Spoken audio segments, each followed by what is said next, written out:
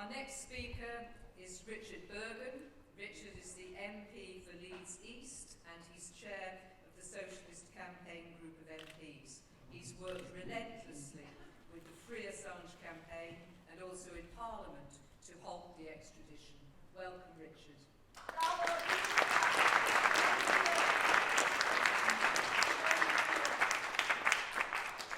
Thank you very much. I'd like to thank you all for coming tonight and thank the organisers for inviting me to speak. Unfortunately, I can't stay for the whole event. I need to get back up to Yorkshire as I've got a funeral first thing in the morning.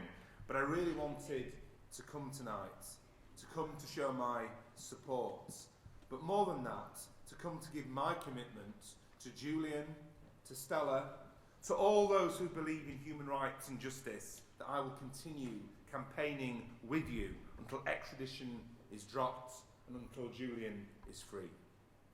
George Orwell once wrote that, in a time of deceit, telling the truth is a revolutionary act.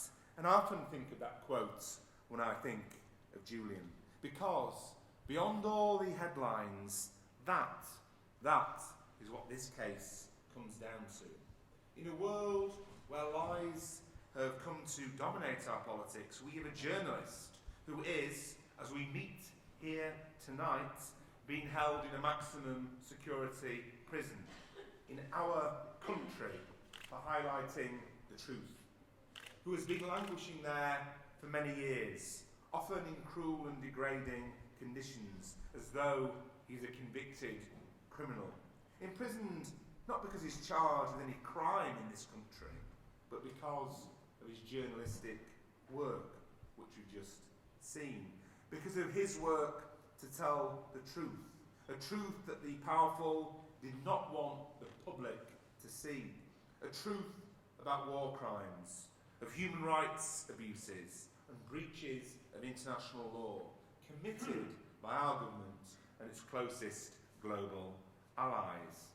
And now, because of that publishing work, we have the shameful situation where a journalist could be jailed in a US super maximum security prison for life, aided by the UK Home Secretary, who signed a warrant for his extradition to the United States of America.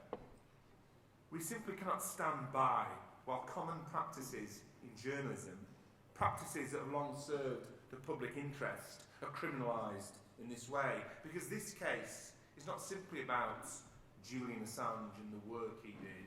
Regrettably, our country has been involved in too many unjust wars in recent years. Much of what we know about the crimes committed in those wars, in Iraq and Afghanistan and elsewhere, was exposed by the fearless work of Julian Assange. That's work that I admire, but that's not the point.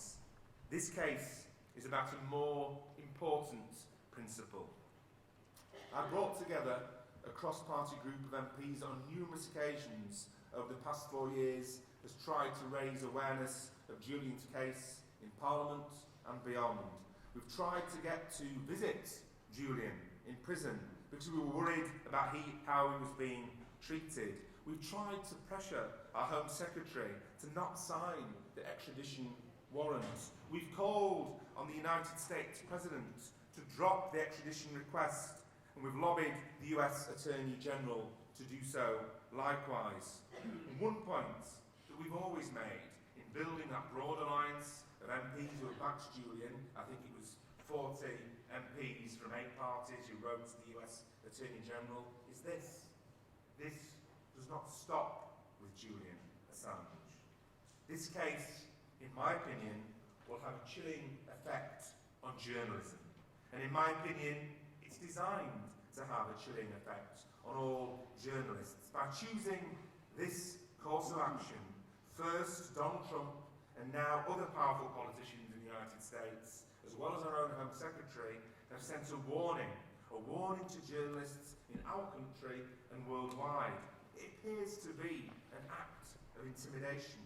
It sets a dangerous precedent for other journalists and media organisations. Let's remember that Julian was invited to our country by the Guardian newspaper. He worked with some of the biggest names in publishing, the New York Times, Der Spiegel, Le Monde and El País. His exposure of crimes that were being done in our name is a central part of the democratic function of journalism, and that's why Reporters Without Borders, the International Federation of Journalists, Press Freedom Group's Article 19, Index on Censorship, and the European Centre for Press and Media Freedom, as well as our very own National Union of Journalists, have all stated that Julian Assange, and I quote, is being prosecuted for exposing US rendition, unlawful killing, and the subversion of the judiciary. And that's why they had that it creates a dangerous legal precedent, allowing any journalist in Britain to be prosecuted and extradited. It's why Amnesty International has labelled the case politically motivated and unjustified, and said that it undermines press freedom. And over the coming months, it's essential that we repeat those arguments, that this case is about defence of one of the great freedoms, the right of the press to hold governments to account. This case is a landmark moment, one that will see if our country wants to be seen as a beacon of a free press, or if it's going to allow the undermining of a core democratic right. We should also be very concerned about the extradition treaty that's been used to sign off the extradition warrant of Julian Assange to the United States. This extradition treaty, and so many others signed with the US, are often so one-sided that they allow the US to effectively police what happens in countries across the world. And I especially commend David Davis MP for his work on highlighting this in Parliament. Because when this legislation was brought to Parliament, in the first place, assurances were given that it would exclude extradition for political matters or for so-called political crimes. Yet that is exactly, I'm afraid, where we are. In closing, I want to briefly look at what's happening in Gaza. There we've seen over 100 days of Israel's brutal onslaughts. And in those horrific events, we've seen only too clearly the importance of a journalism that is prepared to expose war crimes and human rights abuses. The images we've seen will haunt us forever, and they've helped the world see the real injustice taking place. They say that truth is the first casualty of war, and it's clear that there's a targeting of journalists in Gaza, with more journalists killed there, according to the Committee to Protect Journalists, in the first 10 weeks of Israel's war than have ever been killed in a single country over an entire year.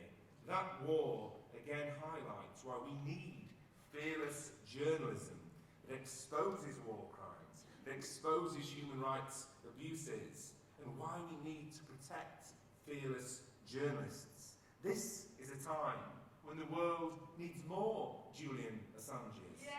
The world needs more of a fearless journalism of WikiLeaks, because, as Julian once remarked, if wars can be started by lies, peace can be started by truth.